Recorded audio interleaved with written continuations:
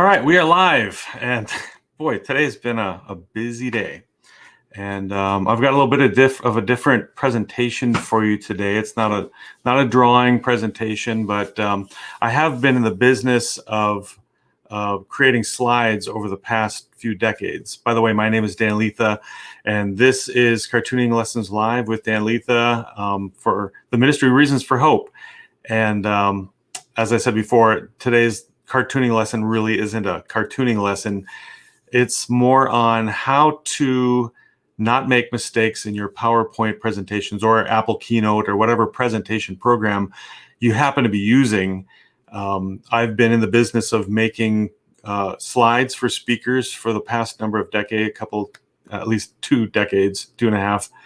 And I've learned a few things, and I've also seen a lot of the same mistakes over and over and over again. So if you are a youth leader, or you're a pastor, you're a minister in some form or fashion, a person that gives PowerPoint presentations for ministry, I've got some suggestions for you, and I have 10 that I'd like to address today. Now, you're gonna have to give me a little grace here because I've been running around trying to get these slides done. And so maybe I've made some mistakes on my slides that I'm giving this presentation with. So this is just a kind of a start. But and I've not used Keynote, my presentation program, with this setup yet. So you'll kind of have to bear with me a little bit because this is kind of a trial run here. And I want to move my other window over, and we're going to get my PowerPoint slides up and running. And the part of this that's making this a little weird for me is I think my comment slide, my comment screen is going to disappear when I do this. So if you make some comments, I might not be able to get to them until right at the end. So, all right, and that's what happened. So anyway, the top 10 PowerPoint mistakes that speakers make that I've seen. So take notes, and I'll try to be as informative as I can on each one of these types of. But when we're doing our slides and we're up making a presentation to people, what's our chief goal? We want to communicate to our audience, and if you have great visuals, I think you tend to have more effective communication. What do they say about a picture is worth 1,000 words, right? So I think if you have really good pictures and other graphics and even the things that you read, the fonts and all of that sort of stuff, if all of those things are in place and used properly, your talk, your presentation, your sermon can be raised to a new level. So let's go over a few of these things. Slide transitions. Now you're going to see a few simple slide transitions, and I probably didn't get to put in all the ones that I wanted to in this presentation, but slide transitions can be important. And I know some people either they kind of go in one way. They don't use any. I've seen lots of presentations that way, and they are what they are. But you can spice up your presentation if you use the slide transitions properly. Now, the mistake that I've seen a lot of people do is they kind of go crazy and they just use them as these special effects, and they're moving stuff all over the place, and it's just things are flying and zooming, and there's no real rhyme or reason to that. And if you don't mind getting seasick while you're watching a presentation, I guess that's okay.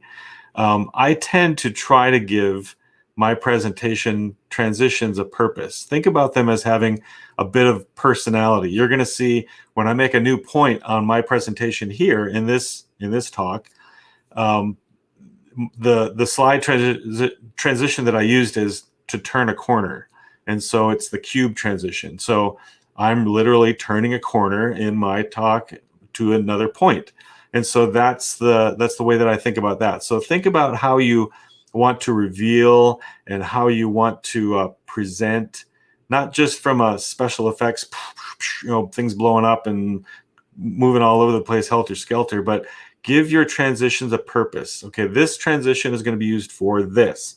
This transition is going to be used for this. And then that consistency, I think, will will build kind of a language, a visual language in your presentation. And I think your audience will relax. They won't be so on the edge, like what's going to happen next type of thing. Okay.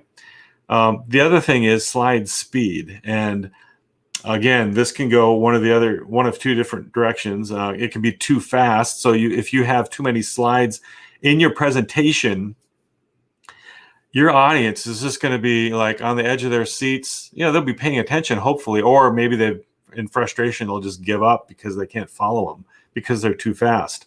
Slides have a certain digestion time, a time that an audience will look at an image and they'll see this image. How long does it take for them to understand what that image is all about? Okay, the easier that image is made, the better, and the faster you could go then with that image. But if it's complex and there's lots of things in it, give your audience some time. Just don't rush right past it because you have the next point to make. Again, that can really ruin a talk, and you think you're communicating to your audience because you've got all this information, but you didn't because there was too much. And at the same time, sometimes you can go too slow. And one of the mistakes that I've seen speakers make is they're kind of going along in their talk, and they come to a particular point, and so they've got a slide for that. But maybe there's a part of your talk then that follows that you don't have any points for that. So that one slide from that past point is just lingering up on the screen, and your audience has to look at that while you're talking about something completely different. Be conscious of that. Maybe have a blank then that you take, then there's no visuals, or something that will kind of fit the parts that you're talking about in some general way that gives your audience something to relate to visually while you're talking about that. So too fast, too slow. The too fast, I think, out of these is the most dangerous. Don't go too fast. If you have too many slides, consider whittling some out and giving it a good speed. Now you know your audience too. Younger audiences, sometimes they like to have things go faster. Older audiences, not so fast. Slow down. All right. So here's one that's close to my heart as an artist is image distortion. So many times as a presenter, you feel like, well, I've got to have an image that fits the screen, right?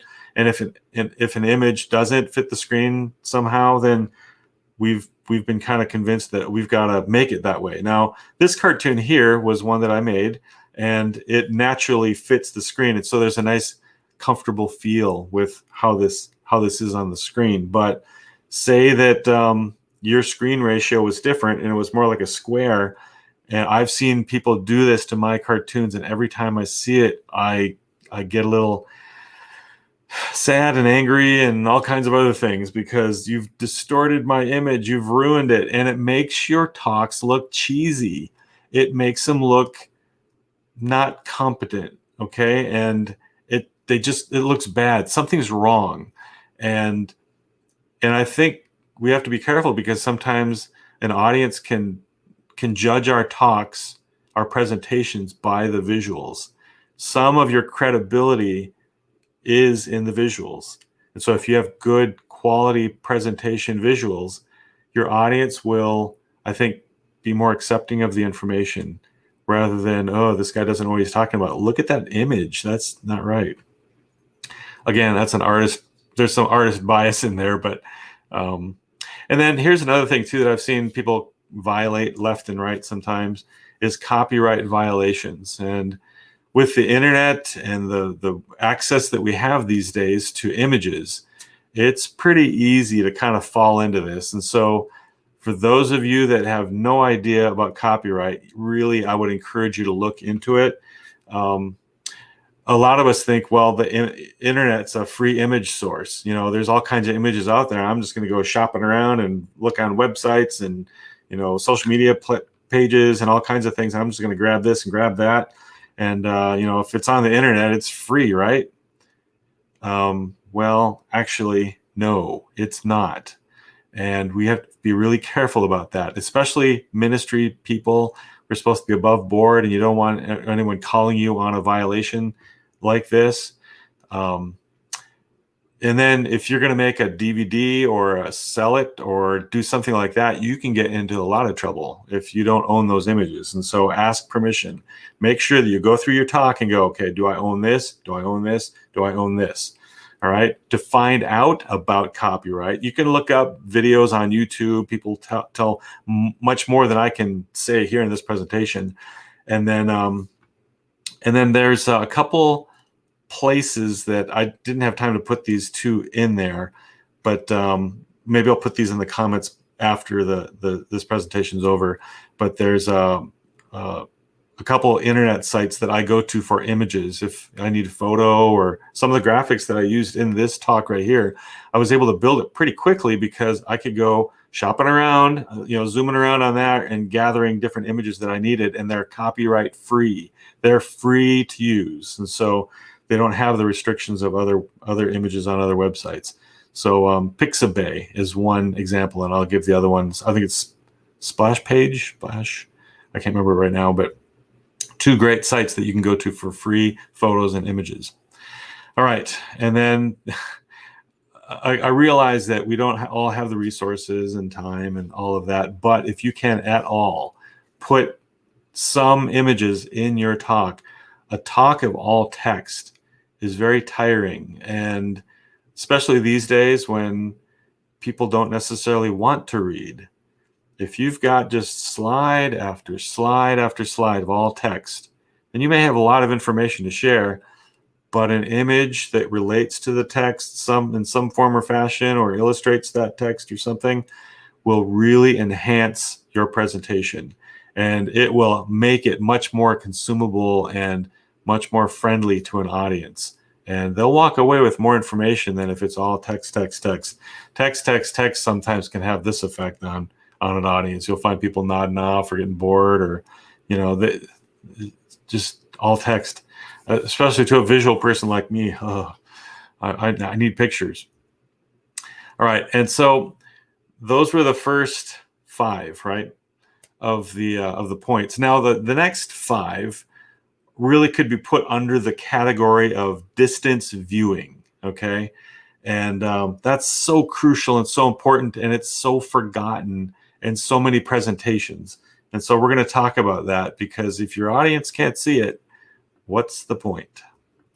All right, so think about your slides as kind of a visual chart at the eye doctor office, and we're going to talk about fonts. That's very, very important, and a lot of things related to it.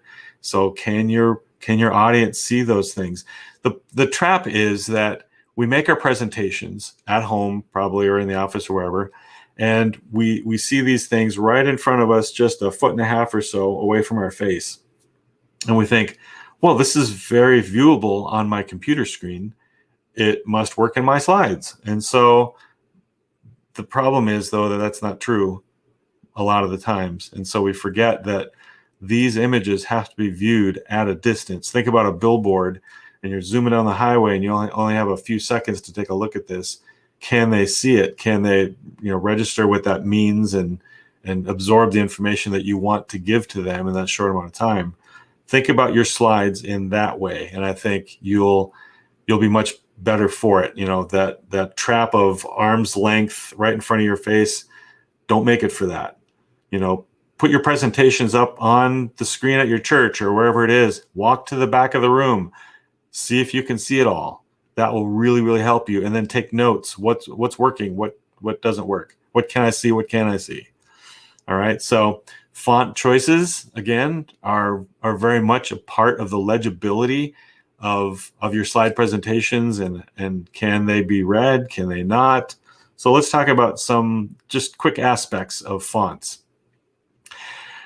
The font that you use in and of itself right away can be a plus or a minus. The fonts that I'm using here tend to be a sans serif font, which serifs, if you look at the anatomy of a font, if it's got those little cross things on them, those little extra delicate touches on them, that's a serif. Those little, like it's the letter I, it's got the little thing on the top and the bottom, or the letter T, it's got those little things on the each side of the top crossbar, and then it's got that little thing on the bottom. Those are serifs. And those are nice, like in Times Roman, those are serif fonts. But a Helvetica or an Arial or something like that that doesn't have those little extra touches on there can be more legible from a distance just because there's less detail. Okay, so a fancy font like this, I've seen people use this on like garage sale signs and things that you're supposed to see at a distance.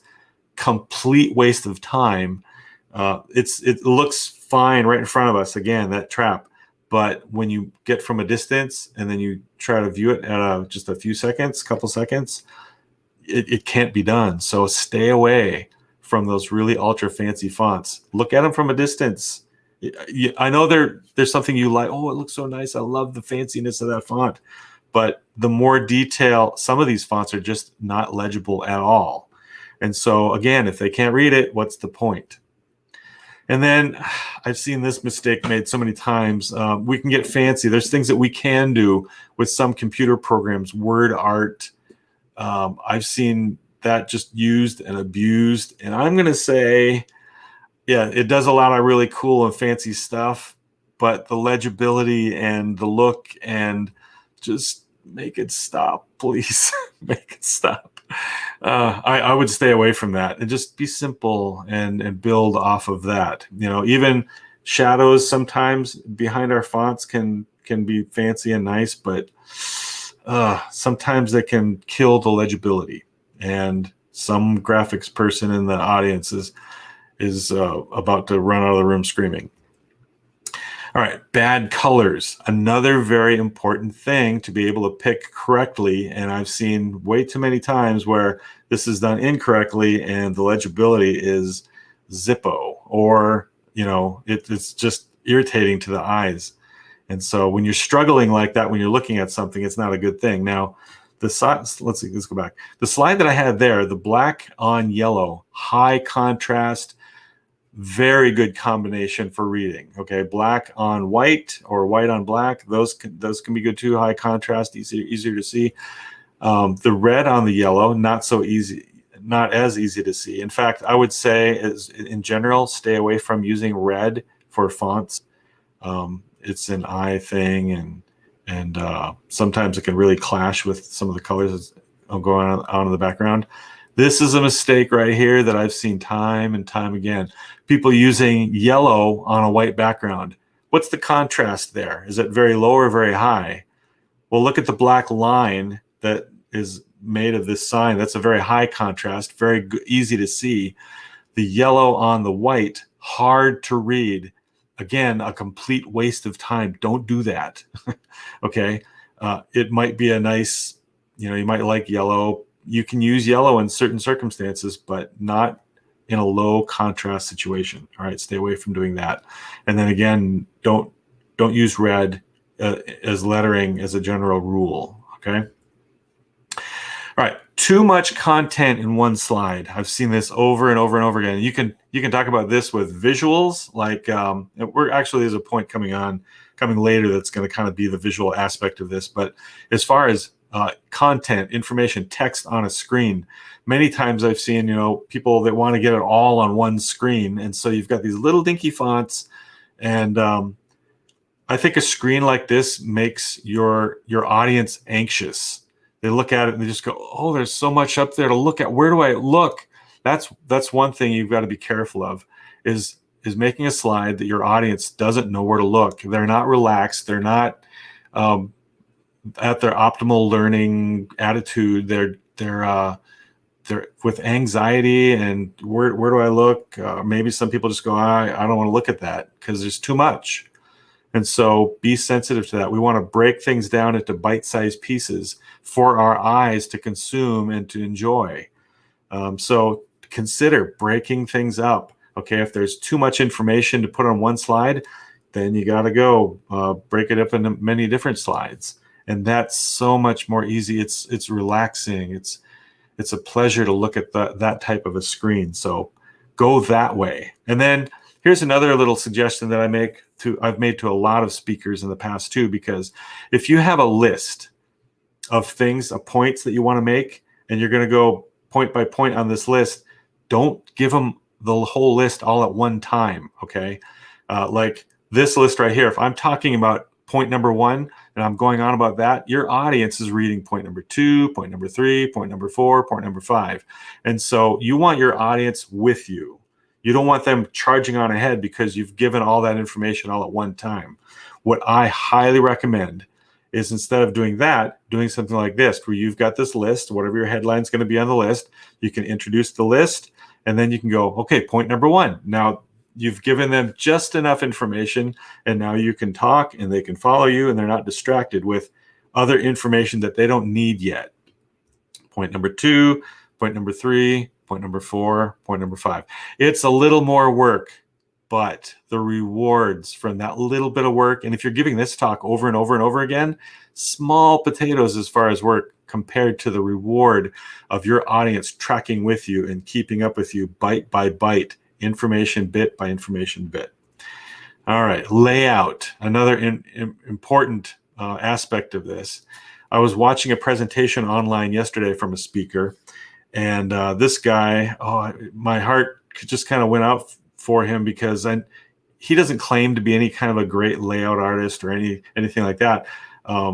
Very much a beginner as far as giving presentations visually, even using a clicker. He was like, hey, look at me, I can use a clicker. But he had this slide, and I don't have any pictures here, but he had this slide that was comprised of a newspaper headline and then some other photos. And what do you notice right away about this is that everything has to be very, very small. One tip I would say is he didn't have to have all of these on the screen at the same time, but for some reason he felt he did. But if you can arrange these things in a different way, if you have to have multiples on the screen at one time, you could be more efficient size-wise to maximize the size of these anyway, and then consider maybe some of these could be put on the next slide. So how you lay things out and how you help your audience follow the visuals on your screen is very important. So there's lessons you can find online about how to lay things out in a visually pleasing manner. Think about the way that your audience will look at image number 1, number 2, number 3, number 4, and then can they even see those images? Again, the legibility is very, very important. All right, and the last point, maximize the image. So important. And what I mean by that is, like we've talked about with the fonts already in some capacity, is, okay, I just came back from Mount St. Helens. It was a fantastic trip, and I've got a lot of different slides, photographs, and things from that trip. But say I was giving a talk on this, and one of the stops that we made on one of the hikes, it featured this boulder that the volcano mudslides and all that stuff deposited, and they were talking about the mystery of how this boulder got there, and there was all kinds of different ways that they were talking about it. So if you want to talk about the crowd and the boulder size, there's pluses to having a picture of people next to the boulder. But say this is the only picture of the boulder that I have. What are some things with this image right here that I could do better in how I show the photograph to begin with? Some programs have these templates that they have like a nice background texture type of thing, and then they have like a scrapbook. They have a little spot for your photograph. Okay, those can be nice looking, but as a visual artist that wants to maximize real estate on a screen, I find those fairly irritating because they've wasted all kinds of real estate for their nice texture that goes around their borders and all that sort of stuff. To me, that's not very important compared to the image that you want to show your audience. And so instead of just having the photograph really small, and maybe at this point I should say there might not be a choice depending upon the resolution of your photograph. Now, if your photograph looks sharp like this, but you stretched it out and it got pixely, like all the things on it have this jagged edge, especially if you've got fonts or something like that, that can look really bad.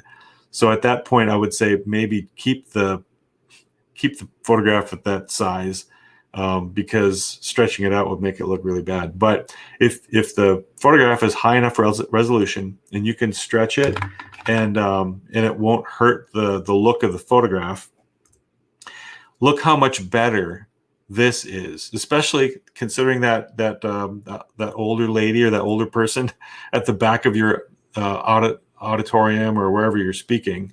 The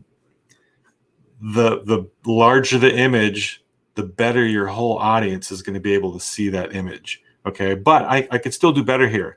My photograph is of sufficient resolution where I can take this photograph and I can zoom in. What's the point of the photo? Is it the audience or is it the boulder? Well, if it's the boulder, then show the boulder, right?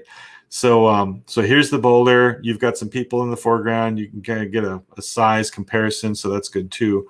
But ask yourself that very important question. What's the point of this image?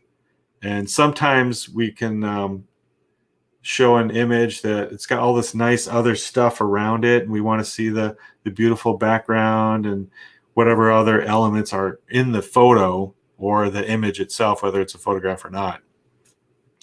So we can get kind of lost in all that detail, but we have to really be focused. What's the point for the audience? Where is the audience's eyes supposed to look?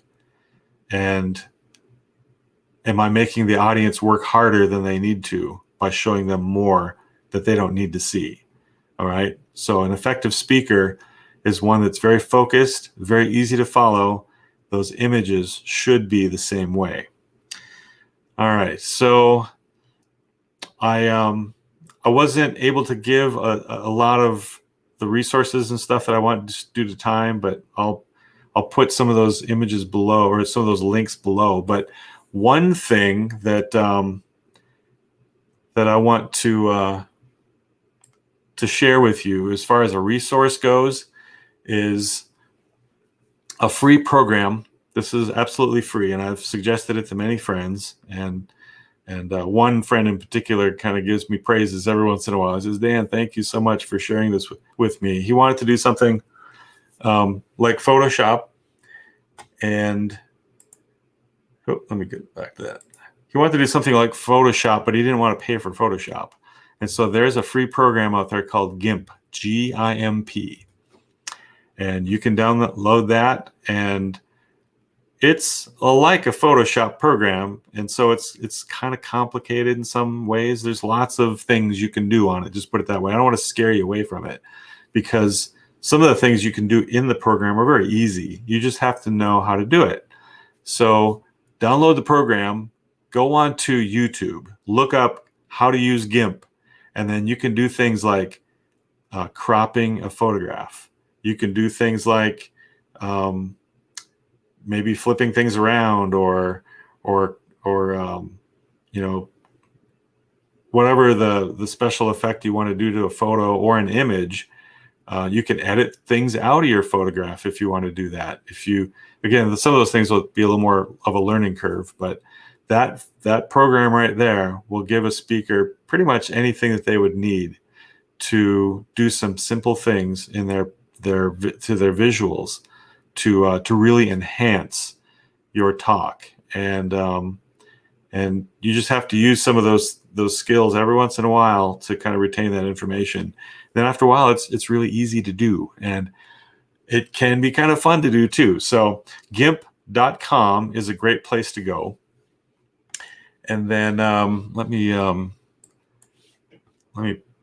pull up this here real quick, and I'm going to tell you about this other program that the other two play. Okay, Pixabay, P-I-X-A-B-A-Y,